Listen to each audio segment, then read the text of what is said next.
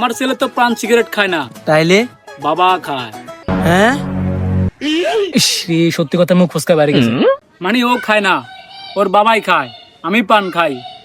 আমার ছেলে সুনাম কি কমু, আহা সোনার টুকরার ছেলে। আচ্ছা, আমার ছেলে মনে করেন যে ইনস্টাগ্রামে রিলস বানায়, ইউটিউবে, টিকটকে না ফেসবুকে।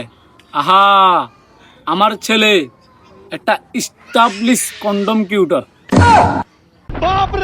এখন এই যুগে তো দেনা পানা ছাড়া বিয়ে শাদী হয় না, আর হওয়ার কথাও না।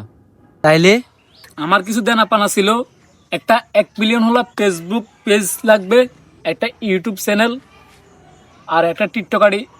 টিকটকারি লাগবে না, ইনকাম নাই, এতে চলবে। এখন মাইয়া আপনারা বুঝেন ভালো মন্দ।